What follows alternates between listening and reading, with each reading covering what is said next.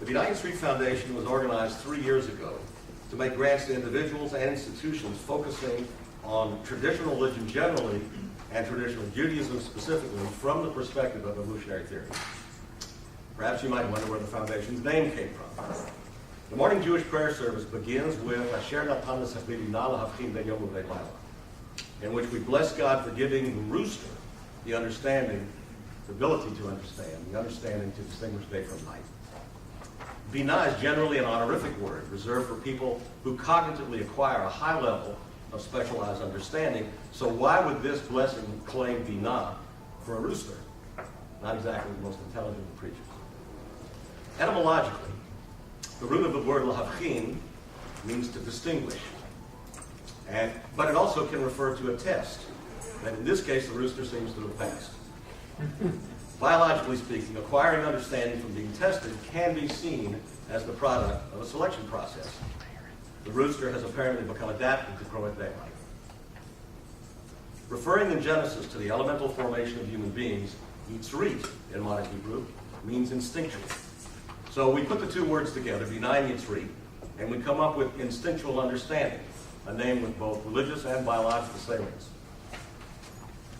Why would it be useful to study religion, especially Judaism, from an evolutionary perspective?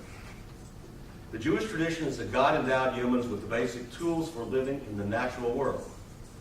The divinely given rules of behavior are never seen as unreachable, that is, beyond the scope of our evolved nature. Rav Joseph Soloveitchik, a promoter of the congruent study of Torah and science, expressed this idea eloquently. The metaphysical confluence of man and nature is a postulate of Judaism. The Hebrew Bible is cognizant of man as a natural being found on the same plane as plant and animal. Jewish law requires a clear acquaintance with man as an object and therefore identifies man with biological existence. Man is an organism in harmony with organic nature, responsive to environmental influences that make generational continuity possible. Jewish law writes in the language of orderly scientific reality.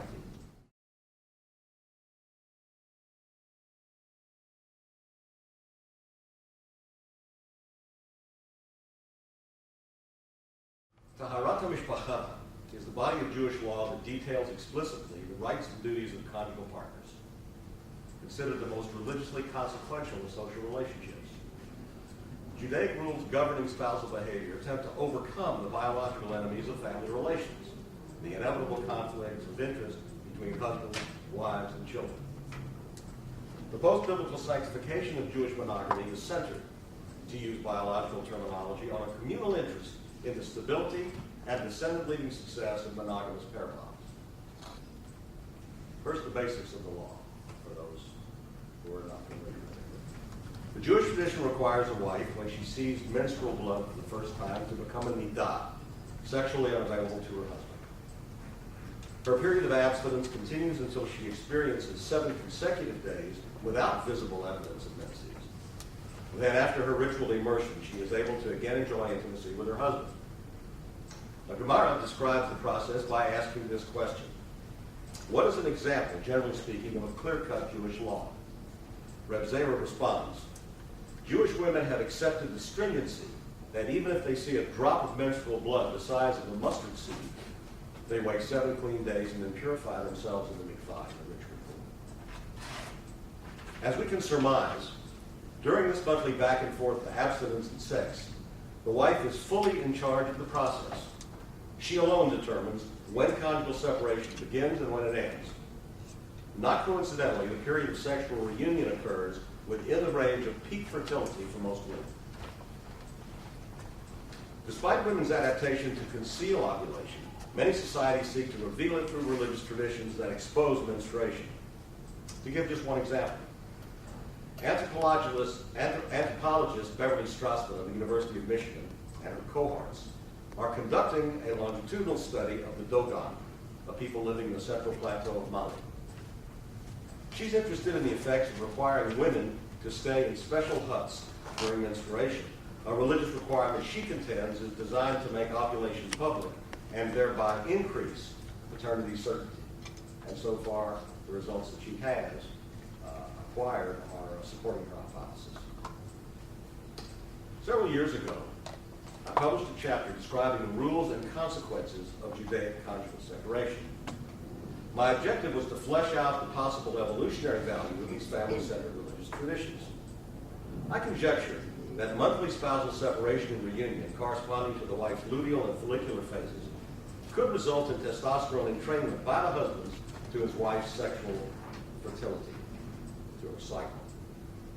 As a backdrop, matter of information, it should be mentioned that in Jewish law, husbands are generally responsible to both procreate and sexually satisfy their wives.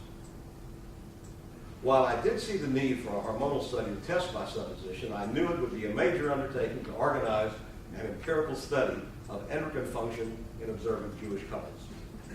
I had no undergraduates.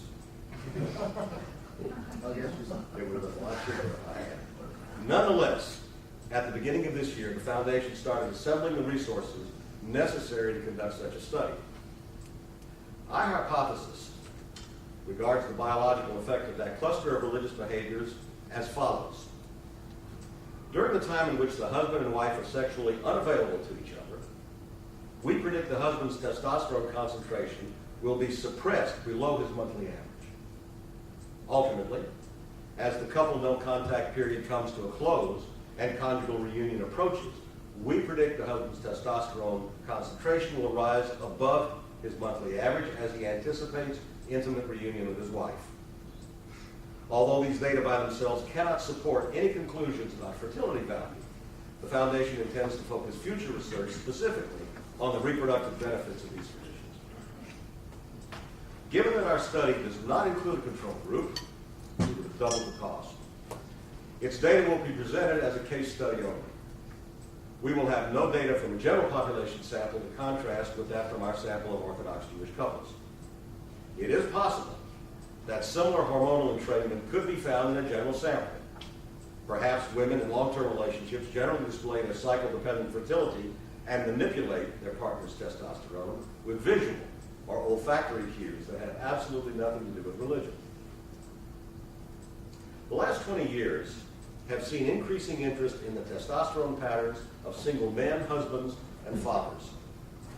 In a 1993 study, it was found that higher levels of testosterone positively correlated with being single, and if married, with marital instability.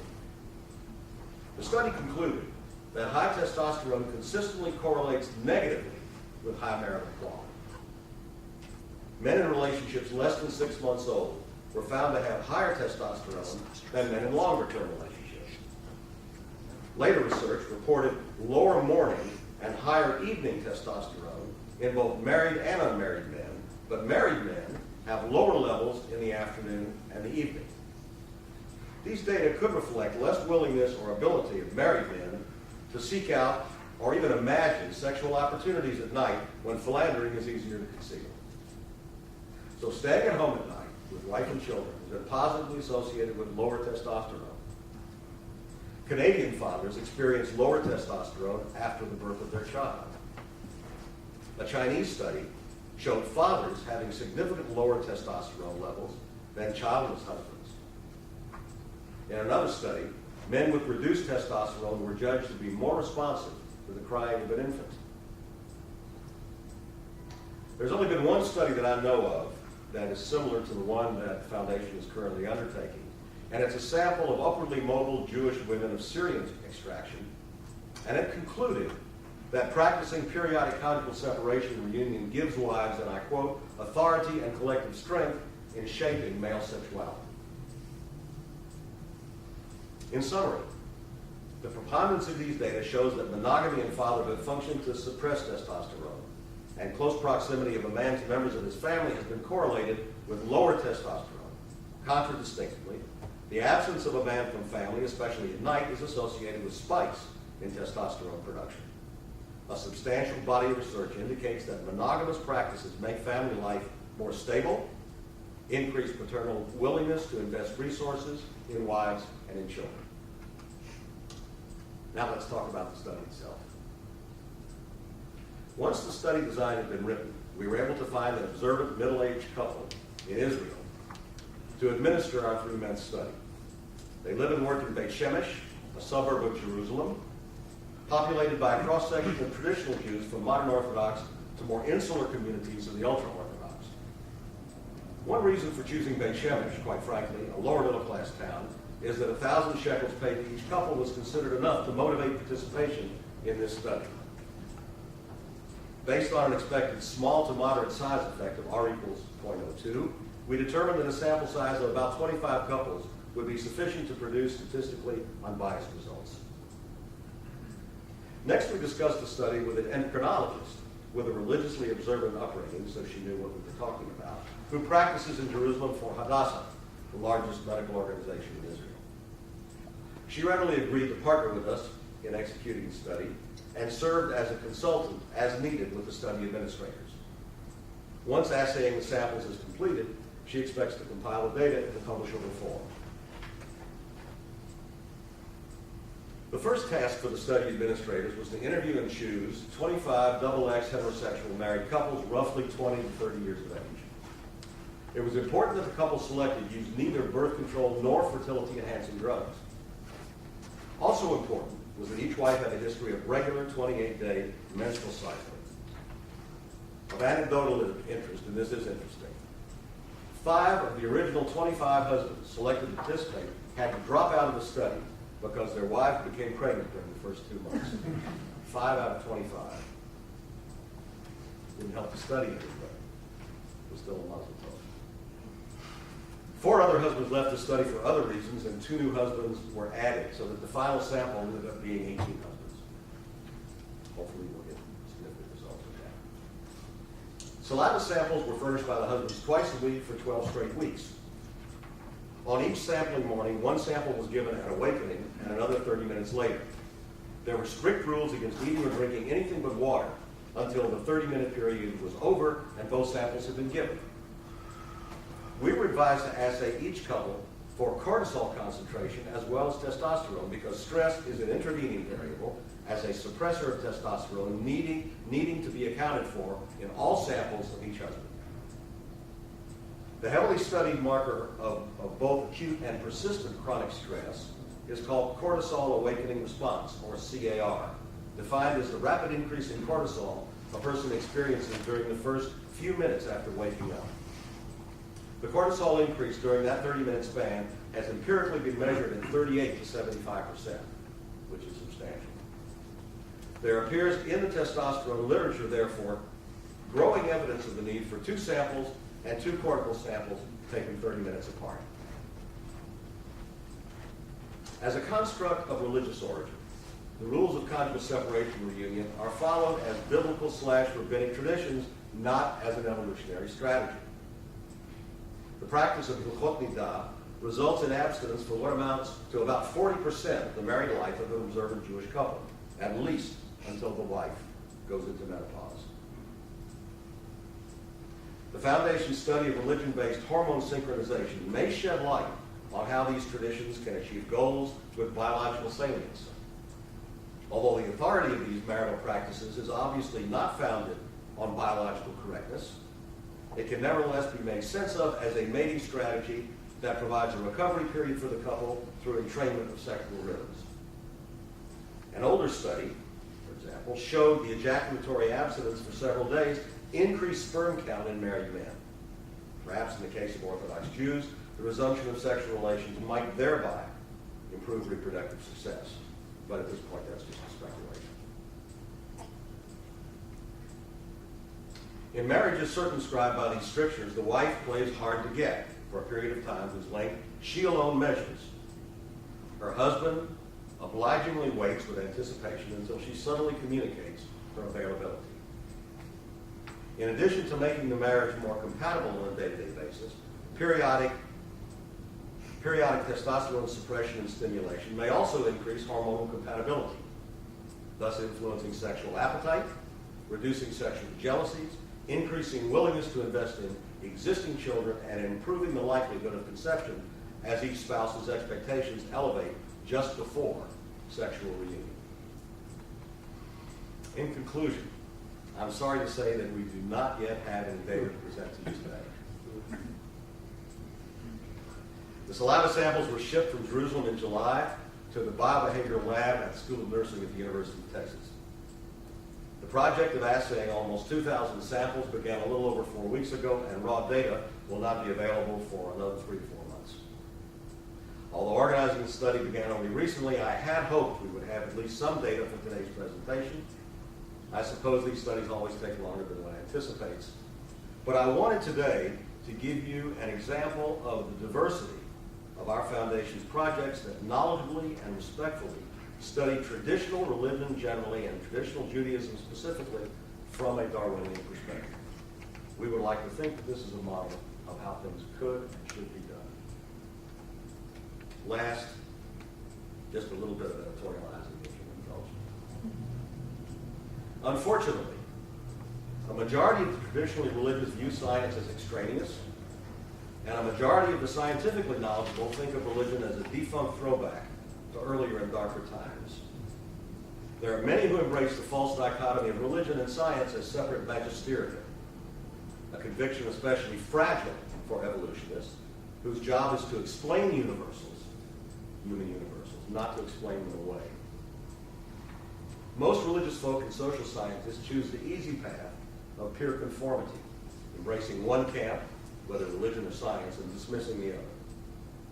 But only those willing to study and respect both religion and science can derive illuminating compatibilities that others fearfully ignore. It's time to pay tribute to the few of us, including many people in this room, who, with an expansive understanding of human nature, systematically explore the connective tissue that joins religion and science. Thank you. I look forward to your comments and your questions.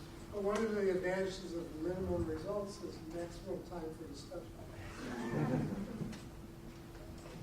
I was wondering if a possible control group would be those couples that live apart but meet periodically. So there's a whole host here in North America who live in different cities for a variety of personal or professional reasons, and then they meet periodically every other week, once a month, whatever. That might be an interesting group. Military members as well, especially in Israel, they have home leave once a month. That might be another.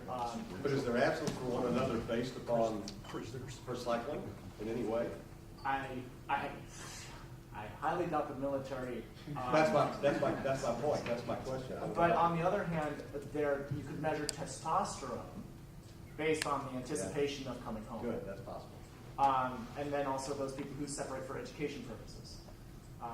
So there are lots of other populations that do separate and come back, and you can see whether there are spikes in testosterone, irrespective of her ovulation cycle. The data seems to show, as I cited several surveys, that separation between wives and husbands does make a difference in terms of testosterone, depending on what the man is doing in the meantime.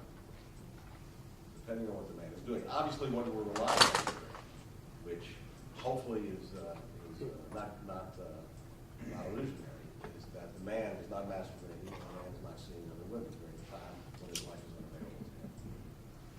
Most of the people, and people who are familiar with Beit Shemesh know that it's a pretty tight community. There's, like I said, a number of groups of Orthodox Jews, and they know what each other are doing. And women, wives, communicate in a very public way, but very subtly, whether they are ones that die or not.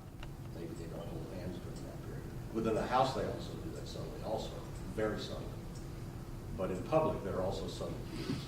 Historically, wives may wear different clothing when they're in the so that there's community, what I would call communal mate guarding, in a sense, if you want to look at it that way. And we hope that both wives and husbands, at that point, mostly wives, mostly husbands will be guarded, because the wives are not at the point of fertility, during fertility anyway. So, yeah, your suggestion is a good one. I'm looking for control. Can I clarify? Is Terah Mishpacha, is that in the Torah? Does that come from the Torah? Yes. So, but like other aspects of Torah, it's elucidated. But Volume set. If it comes from the Torah, and if you believe Torah came from God, just like the Kashrut laws did, then in that sense, there's similarities between the kashrut laws about pork and keeping the woman from having sex at certain times of the month. And we're looking at it kind of in retrospect to say, well, God had wisdom to give us these rules, and there may be evolutionary benefits that come from that, but not going in the other direction. It's not because of evolution that somehow God decided that these had to be true. He had the wisdom to give us these laws. So it seems like it shows the wisdom of God more than anything else. These are the traditions of the Jewish people. And there are lots of Jews who are traditional Jews who follow the traditions. Obviously, none of us know the mind of God. We know Revelation, and Revelation says this is what you do and this is what you don't do. Tase and lo tase. So we don't think about that in terms of, because it doesn't matter. The traditional people, a lot of times we talk about religion as if all of this was a matter of choice. Religion is a marketplace. This one was better than the others. It is in my neighborhood in Austin, Texas, where I don't know how many churches on Enfield Street, and people today can go to one church and the next week they like the other one, they like these people, and they change.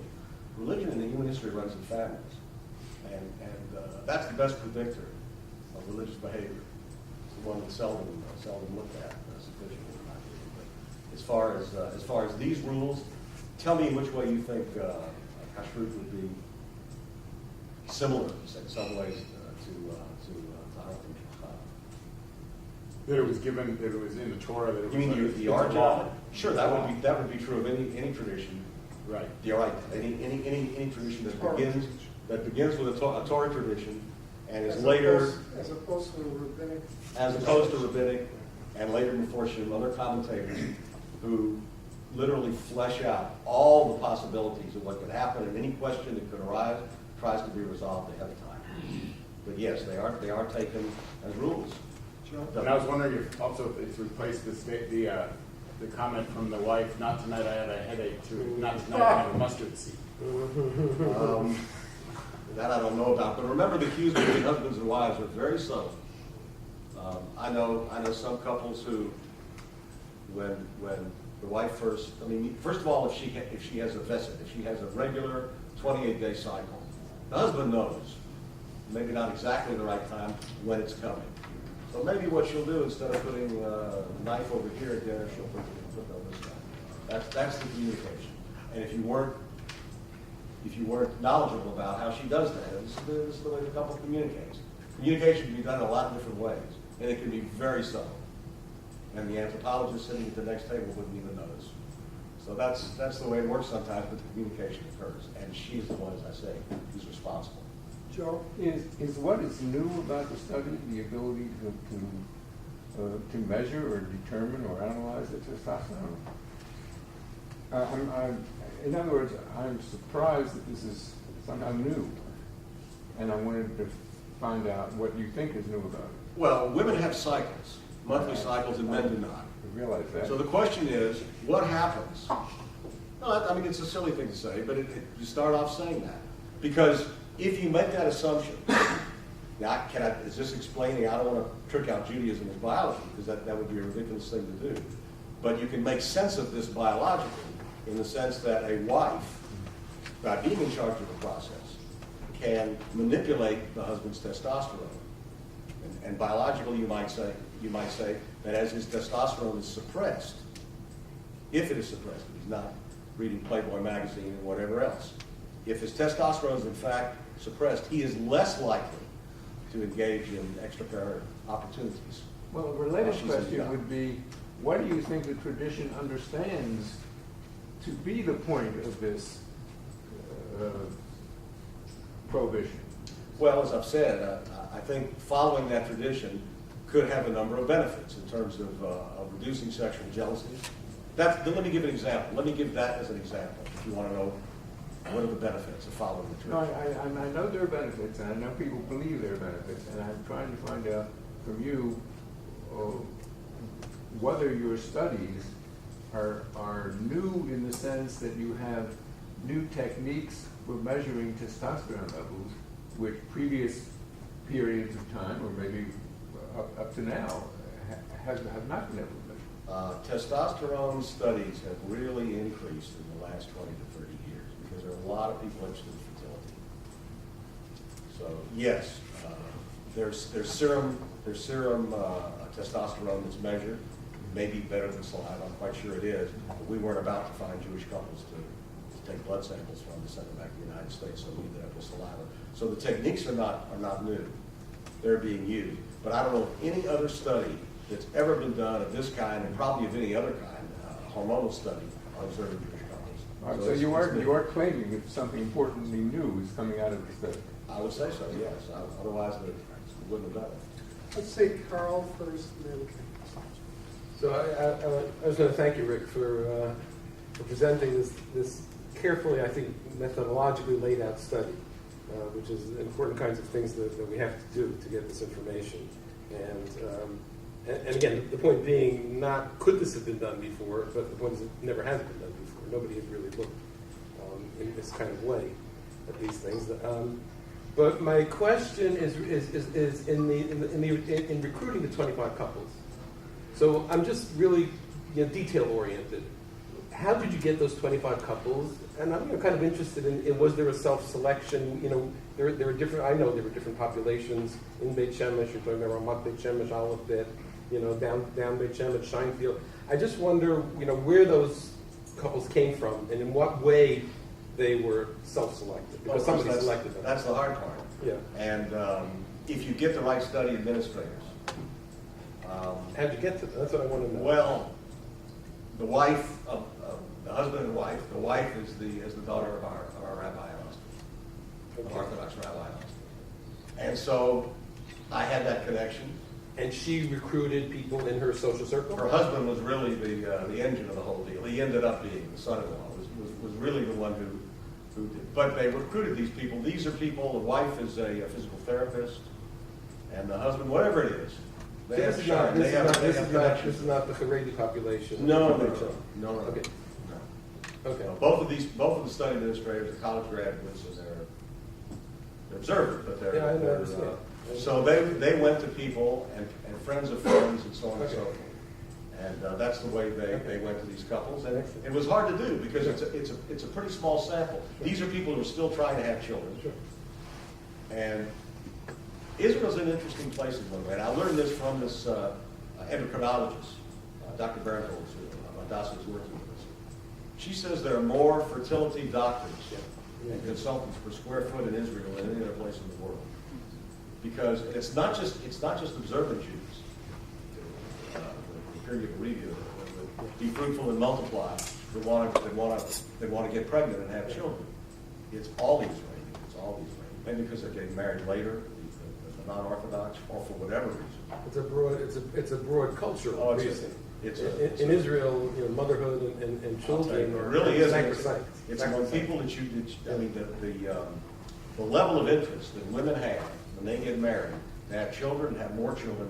I personally would expect that from the Orthodox, because the obligation is there, and they're getting married earlier. And what Dr. Barenholtz told me is that, and she deals with both populations, religious and non. And what she tells me about the religious girls is they get married at age 18, let's say. And if they're not pregnant within 6 months, they run already to a fertility doctor. And the secular, they're used to going to doctors, as we are, for everything that has a medical solution. And so what they have a rule at Hadassah. If you've been trying for at least a year, come and we'll have a consult. If it's less than a year, we're not going to see you yet. We have other people because they're overburdened with people who are worried. Ken? Did you account for natural fluctuations in plasma testosterone by doing serial sampling of parotid saliva, or did you just take single salivary samples and that's what's being measured?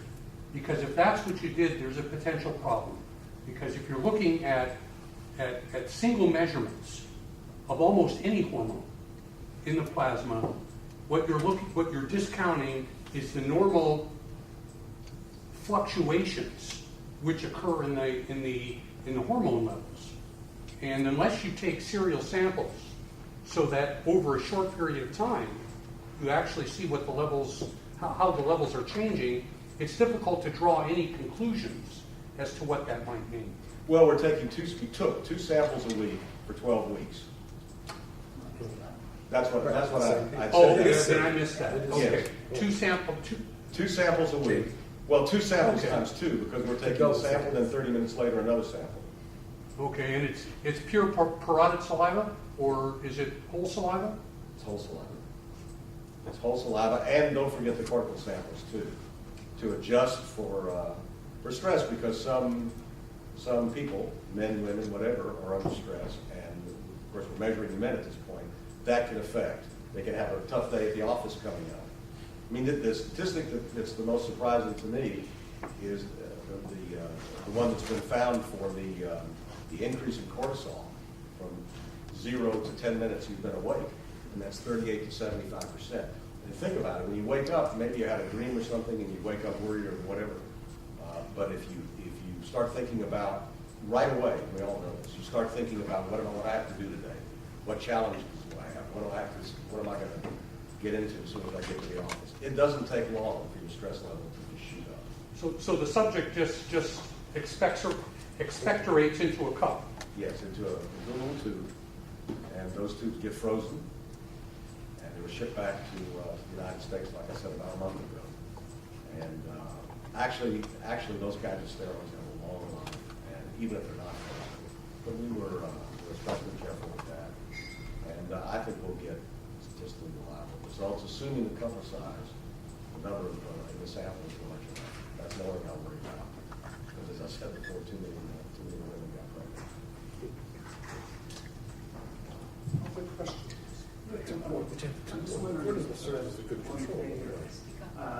Whether this affected pheromone levels. I mean, you were very clearly talking about the wife's behavior, et cetera. And I'm trying to figure out a way to mask out the fact that maybe the husband is picking up on pheromone cues. Absolutely possible. And the wife really has nothing to do with this. It's the wife's body that's doing it. You know, but there wouldn't really be a difference, because what we're interested in is the entrainment by the husband to the wife's cycle. So however the communication works, and that's why I mentioned that it may be that for the people who are not performing religiously women are giving cues to their long-term partners, either through olfactory cues, visual cues, or other things. Obviously, you have visual cues here, not just instrument. So maybe that suppresses testosterone also. But I'd love to be able to measure that. Olfactory cues are, I think, pretty hard to come by in human beings. I think that really very easy to come by. Yes.